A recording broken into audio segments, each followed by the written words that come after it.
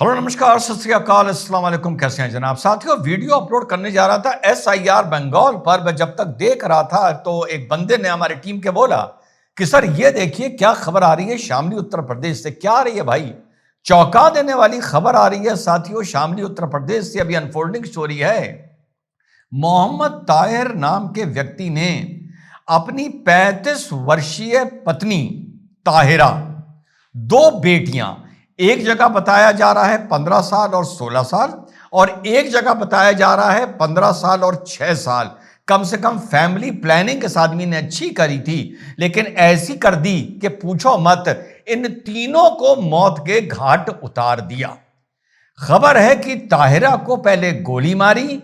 घटना इसकी बेटियों ने देख ली। दोनों बेटियों का शिरीन और अफरीन का गला घोटा, घर में ही गड्ढा खोदा और तीनों को उसमें दफन कर दिया। जब फायर की आवाज गांव के लोगों ने सुनी तो पूछा तो बताया ऐसे ही एक हवाई फायर कर रहा था, लेकिन उसके बाद 4-5 दिन तक परिवार का कोई भी सदस्य बाहर वरांडे में या छत पर जब नजर नहीं आया तो लोगों को शक हुआ। और जब ग्राम प्रधान को सूचना दी गई, उसने पुलिस को सूचना दी। पुलिस ने मोहम्मद ताहिर को उठाया, कुटाई की, ठुकाई की। तो मोहम्मद ताहिर ने कहा मैंने तीनों को मार दिया है। पुलिस ने पिस्टल और खाली खोखा भी वहां से बरामद कर लिया है। सवाल उठता है क्यों मार दिया है?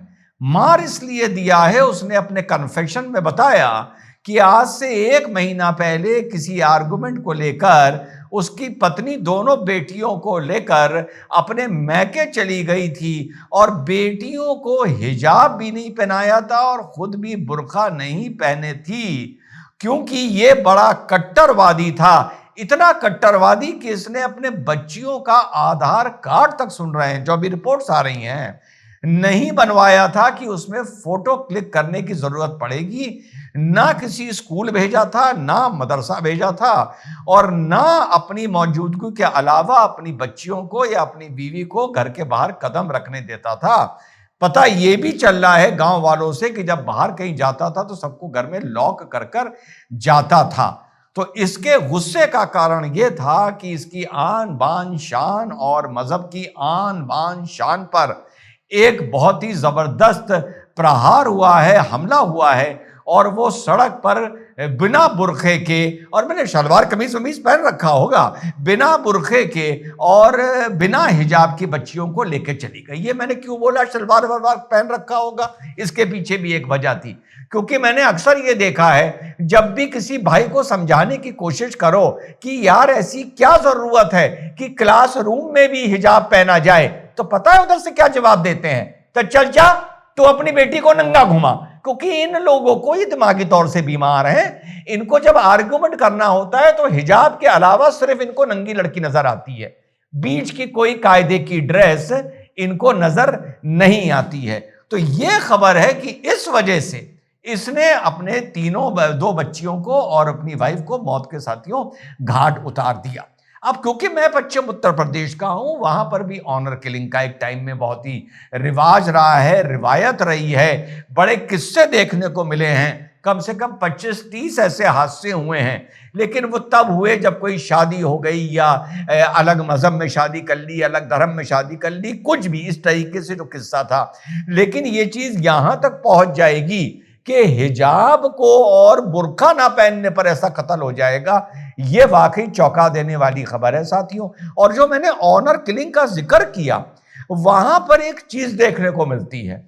वहां पर यह चीज देखने को मिलती है, जब यह चलन कुछ टाइम पहले था, आज से 7-8 साल पहले, तो बहुत एकदम से इसमें उछाल आया था। तो इसके खिलाफ जो लोग ऑनर किलिंग में लिप्त थे, उनके खिलाफ अगर हम मान लें वो गैर मुस्लिम थे, वैसे वहां पर ऑनर किलिंग मुस्लिम नॉन मुस्लिम सब में चली है एक टाइम में, तो उन लोगों ने इसकी बड़ी निंदा की, इस पे लानत भेजी, कहा इसके खिलाफ कानून बनाओ। पश्चिम उत्तर प्रदेश की जो सिविल सोसाइटी थी उसने कहा इसके खिलाफ कानून बनाओ, और धीरे धीरे हमने देखा कि वो चलन खत्म होता जा रहा है। लेकिन यहां पर जब ये बुरखे की कभी बात आएगी और कुछ बात आएगी, तो फिर आदमी कोई ना कोई फारूक को जस्टिफाई करने आ जाएगा। यहां पर यह भूल जाएगा जो कर्नाटक हिजाब के समय पर स्कूल में पहने जाने ना पहने जाने को जो बवाल हुआ था, यह भूल जाएगा जो कहता था it is a matter of choice, it is a matter of choice. तो अब वो मैटर ऑफ चॉइस कहां रह गया?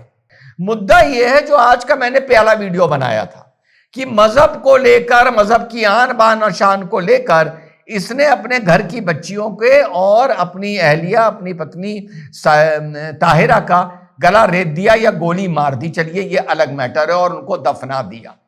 यही चीज मैं आज पहले के वीडियो में समझा रहा था कि भाई काहे का आतंकी। यही चीज अगर अलग तरीके से इसकी घूम जाती और इससे लगता कि किसी और ने इसके मजहब की आन बान और शान के लिए कुछ बोला है, यही काम ये उसके लिए भी कर सकता था। यही कल के डिबेट में और आज के पहले वीडियो में मैं समझाना चाह रहा था कि जैसे ये सिडनी का किस्सा है, जैसे ये फरीदाबाद का किस्सा है, या जैसे इवन कन्हैया कुमार का किस्सा है। कन्हैया कुमार का गला रेतने वाले कोई आतंकवादी नहीं थे। कन्हैया कुमार का गला रेतने वाले कोई बॉर्डर पार से किसी आतंकवादी संगठन का हिस्सा नहीं थे। इसी तरह ये जो डॉक्टर्स फरीदाबाद में थे, ये भी किसी आतंकवादी संगठन का हिस्सा नहीं थे। या जो सिडनी में किस्सा हुआ है, ये भी किसी आतंकवादी संगठन का हिस्सा नहीं थे।